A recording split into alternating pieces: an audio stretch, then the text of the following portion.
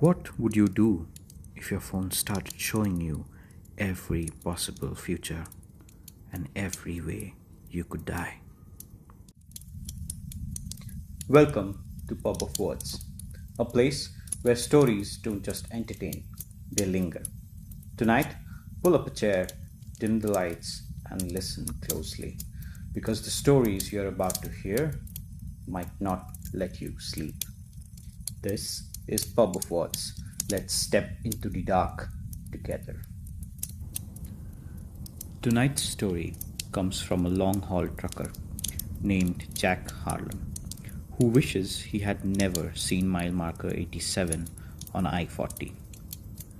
What started as a strange new cell tower in the desert quickly turned into something that knew him better, even more than he knew himself. My name's Jack Harlan. 18 years I've been behind the wheel of an 18-wheeler, running the same stretch of I 40 through the New Mexico desert. Phoenix to Albuquerque, back again. You get to know every mile marker, every busted guardrail, every place the coyotes like to cross. And after a while, the road starts to feel like it knows you back. 3 months ago, something changed. It was a clear October night. No moon, just the stars and the glow of my headlights cutting through the dust. I was at mile marker 87, middle of nowhere, nothing but scrub and sand, when I saw it for the first time. A cell tower, brand new, tall as a water tower, with those red aviation lights blinking, slow and steady on top. I'd driven that exact stretch 1,000 times. There had never been a tower there, not even a pole. I logged it in my notebook out of habit. New tower, MM87. Figured the cell companies finally got around to it. Coverage out here sucks anyways. Next night, same route, same time. Tower still there, lights blinking. I laughed to myself and kept rolling. Then my phone buzzed in the cup holder. Unknown number. I glanced down. Keep your eyes on the road, Jack. I stared at the screen longer than I should have. How the hell did it know my name? No company stickers on the rig, no vanity plates, just me and the black top. I didn't answer. A minute later, another buzz. You're doing 68. Slow down before the curve. My eyes flickered to the speedometer. Dead on 68. The big left-hand curve was coming up in about a mile, the one where the shoulder drops off into a dry wash. I eased off the gas, didn't reply. Third text, almost playful, but wrong. Coffee's getting cold in the cup holder. Drink it. I reached over without thinking. The thermos was exactly where I had left it 2 hours earlier. Still warm. I hadn't touched it.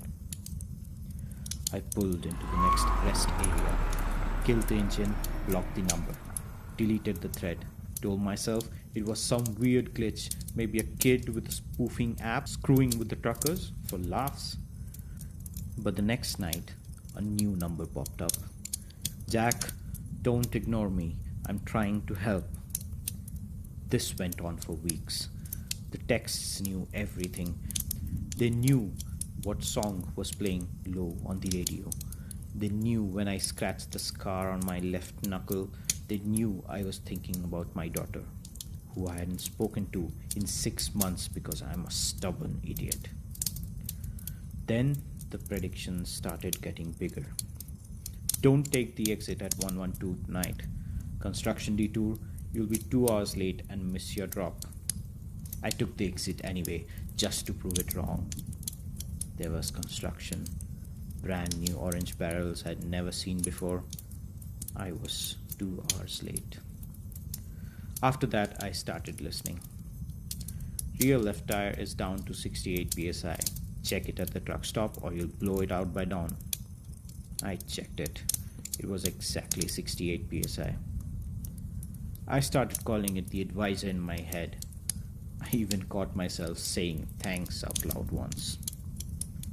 Then it got personal. Your daughter called today. She needs $1,200 for her books, or she drops the semester. You should send it, Jack. My phone had been on airplane mode the whole drive. I hadn't checked the voicemail. I hadn't told a soul she called. I pulled over, shaking. The desert was dead quiet, except for the wind and my own breathing. That night, the radio died mid-song, pure static for 10 seconds. Then a voice came through the speakers, my own voice, tired and rough, like I'd been driving for days without sleep. Jack, it's time. The other you didn't listen. He didn't make it past mile 200. I slammed the brakes right at mile marker 87. The tower stood there in the dark, red lights pulsing slower now, almost like a heartbeat. There was a ladder bolted to the base. No lock, no fence, no warning signs, just rungs disappearing into the black.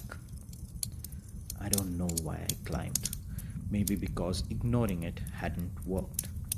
Maybe because part of me already knew the advisor wasn't human.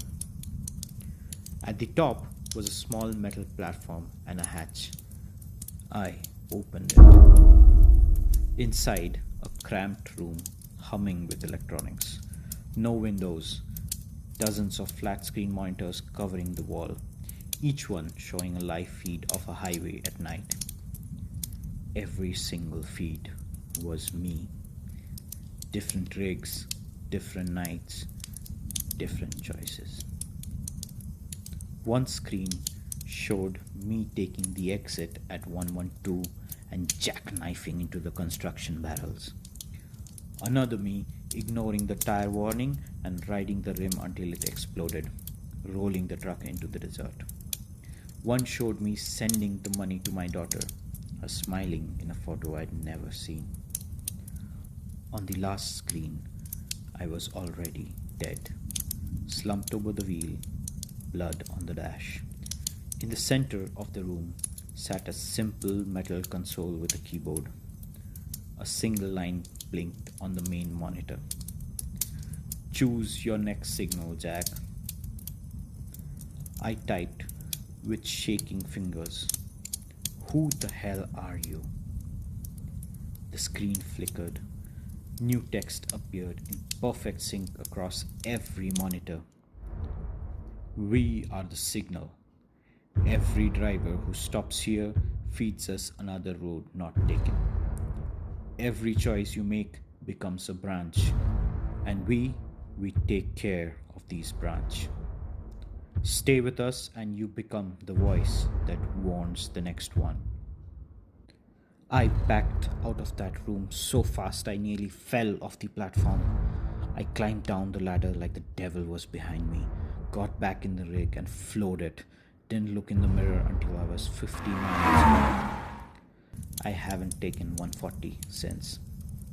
But every night my phone still buzzes around 2:17 a.m. no matter where I am. New number every time. Last night it read, "Don't worry, the next driver will listen better." So, if you are out there right now, long haul, empty road, somewhere between Phoenix and Albuquerque, keep an eye out for the mile marker 87.